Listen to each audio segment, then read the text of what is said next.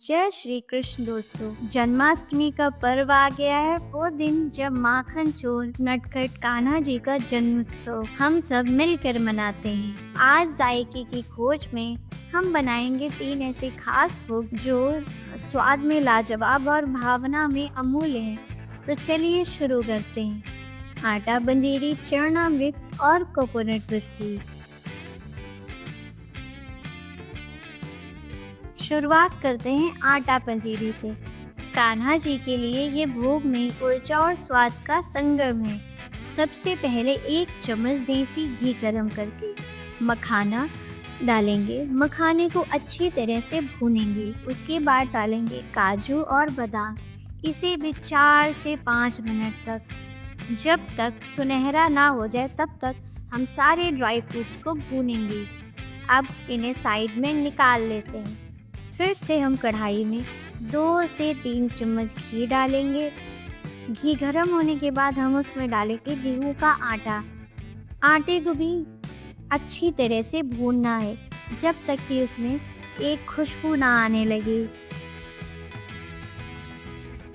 आटे को अच्छी तरह से भूनने के बाद हम डालेंगे उसमें किशमिश।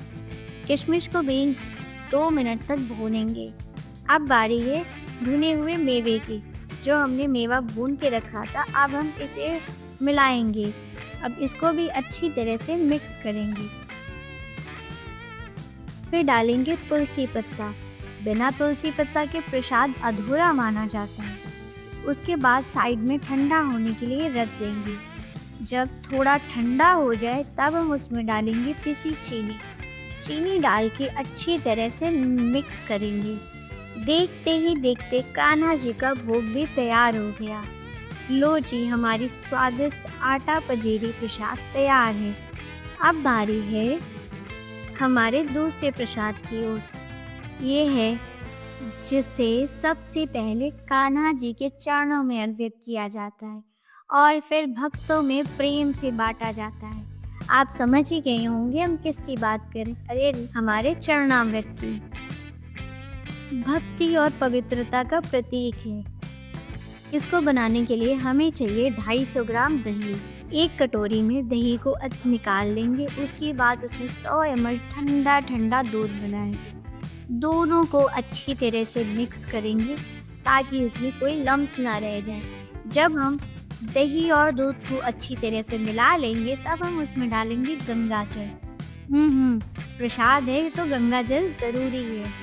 अब गंगा जल डालने के बाद भी थोड़ा मिक्स करेंगे। अब उसके बाद डालेंगे हम 5 से 6 चम्मच शहद और हल्के सी इलायची पाउडर। अब बारी आती है हमारे ड्राई फ्रूट्स मिलाने की। तो सबसे पहले हम डालेंगे मखाना, बादाम, काजू, किशमिश और चिरौंजी। इन सबको भी अच्छी तरह से मिलाएंगे। उसके बाद हम ऐड करेंगे तुलसी पत्ता और कद्दूकस किया हुआ नारियल। अब इन सारी चीज़ों को फिर से मिलाएंगे। लो जी, तैयार हो गई हमारी दूसरी रेसिपी चरणामृत। ये वो भोग है जिसे सबसे पहले कान्हा जी के चरणों में अर्पित किया जाता है और फिर भक्तों में प्रेम से बांटा जाता है। अब बारी है हमारी तीसरी रेसिपी की, जो है कोकोनट बर्फी। अब आती है सबसे मीठी रेसिपी, नारियल बर्फी।